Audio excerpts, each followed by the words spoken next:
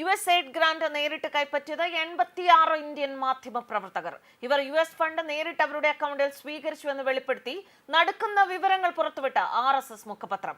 മലയാളികളായ ജിഷ എലിസബത്ത്, ആതുര പെരുഞ്ചേരി, അഞ്ജലി മാരാർ, ആരതി മേനോൻ, അശ്വതി ടി കുറുപ്പ്, ഹരിത ജോൺ പൊന്നു, ജെഫ് ജോസഫ് പോൾ, ജെൻസി സാമുവൽ എന്നിവരും പേറോളിൽ.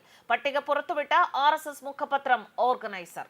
USAIDയുടെ പ്രാഥമിക ലക്ഷ്യം സിവിൽ സമൂഹത്തെ ശക്തിപ്പെടുത്തുകയോ പത്രസ്വാതന്ത്ര്യം പ്രോത്സാഹിപ്പിക്കുകയോ അല്ല. അത് വഞ്ചനാപരമായ അവകാശവാദം ഉന്നയിക്കുന്നത് പോലെ ഇടതുപക്ഷ ഇസ്ലാമിസ്റ്റ് പ്രചാരണം ഉയർത്താൻ കഴിയുന്ന പ്രത്യയശാസ്ത്ര പ്രവർത്തകരെ സ്ഥാപിക്കുക എന്നതാണ്.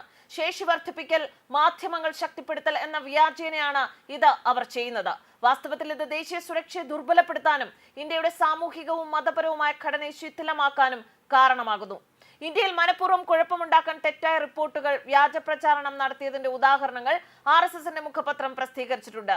കോവിഡ് സമയത്ത് ലക്ഷദ്വീപിനെ കേന്ദ്രീകരിച്ച് വലിയൊരു നീക്കമാണ് നടന്നത്. കോവിഡ് നരേന്ദ്രമോദിയുടെ ബയോളജിക്കൽ വെപ്പൺ ആണ് എന്നൊരു പരാമർശം നടത്തി സിനിമാ സംവിധായിക ആയിഷ സുൽത്താനയാണ് രംഗത്ത് വന്നത്.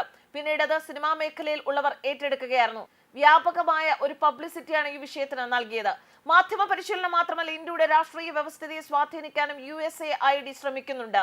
ഇന്ത്യ വിരുദ്ധ, സർക്കാർ വിരുദ്ധ പ്രവർത്തനങ്ങൾക്ക് USAID ധനസഹായം നൽകിയിട്ടുണ്ട് എന്ന് കണ്ടെത്തിയിട്ടുണ്ട്. International anti corruption conference tool kit കേസിൽ അറസ്റ്റിലായ ദിശ രവിക്ക് പിന്തുണ നൽകിയ പ്ലാറ്റ്ഫോം ഇക്വാലിറ്റി ലാബ്സ് ദളിതവകാശങ്ങൾ എന്ന പേരിൽ ഭിന്നിപ്പിക്കുന്ന പ്രചാരണം നടത്തുന്ന US ആസ്ഥാനമുള്ള NGO ആയിരുന്നു. പാകിസ്ഥാനുമായി ബന്ധമുള്ള ഭജൻ സിംഗ് ഭിന്ദറുമായും ഇതിന് ബന്ധമുണ്ട്.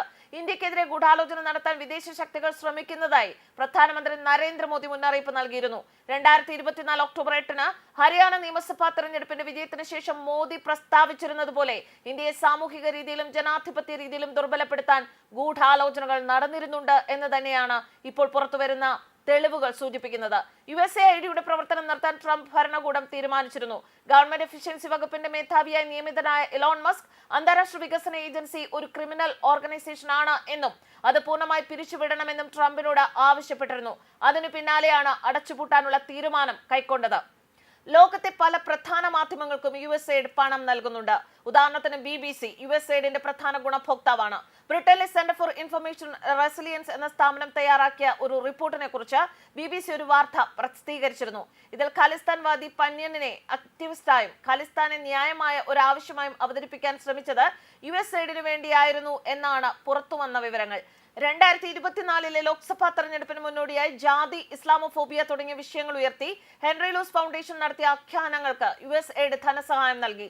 ടൈം മാഗസിൻ സ്ഥാപകനാണ് ഹെൻറി ലൂസ്. മോദിയുടെ മുഖചിത്രവുമായി ഇറങ്ങിയ ഇതിന്റെ 2019 മെയ് പതിപ്പിന്റെ മുഖലേഖനം ഇന്ത്യസ് ഡിവൈഡർ ഇൻ ചീഫ് അഥവാ ഭാരതത്തിന്റെ വിഭജന നായകൻ എന്നായിരുന്നു. HLF അംഗങ്ങൾ ദ ഏഷ്യ ഫൗണ്ടേഷന്റെയും Center for Strategic and International സ്റ്റഡീസിന്റെയും ഭാഗമാണ് എന്നാണ് വിവരങ്ങൾ. ഇവയ്ക്കെല്ലാം ധനസഹായം നൽകുന്നത് USAID ആണ് എന്നാണ് പുറത്തുവരുന്ന മറ്റു വിവരങ്ങൾ.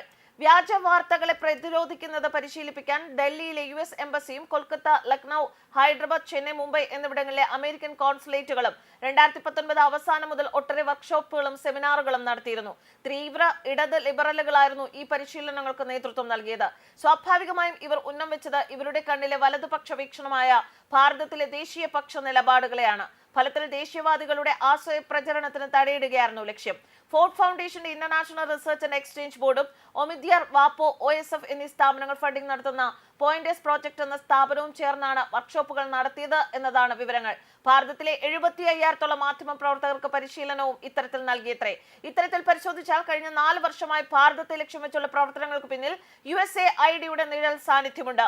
NGOകൾ മുതൽ മാധ്യമങ്ങൾ വരെ, തീവ്രവാദ സംഘടനകൾ മുതൽ രാഷ്ട്രീയ സ്വാധീനം വരെ പണം നൽകി വാങ്ങി ഭാരതത്തെ അസ്ഥിരപ്പെടുത്താനുള്ള ശ്രമങ്ങളിലെല്ലാം USAIDയുടെ വിരലടയാളങ്ങൾ കാണാവുന്നതാണ്. ഇതെല്ലാം അതിജീവിച്ച് മിന്നും വിജയമാണ് BJP 2024 നേടിയത്.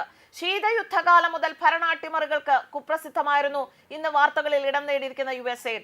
ആഗോള സാമൂഹിക സാമ്പത്തിക വികസനത്തിനുള്ള ധനസഹായം എന്ന പേരിൽ 1961 US പ്രസിഡന്റ് ജോൺ എഫ് കെന്നഡിയാണ് സ്വതന്ത്ര ഏജൻസിയായി ഇതിന് രൂപം നൽകിയത്. എന്നാൽ ശത്രുക്കൾക്ക് സഹായം നൽകുക എന്ന തന്ത്രം ഉപയോഗിച്ച് ഭാരതത്തിനെതിരെ വർഷങ്ങളായി USAID പ്രവർത്തിക്കുന്നുണ്ട്. ഇതിന്റെ പ്രധാന ഗുണഭോക്താവ് പാകിസ്ഥാനായിരുന്നു.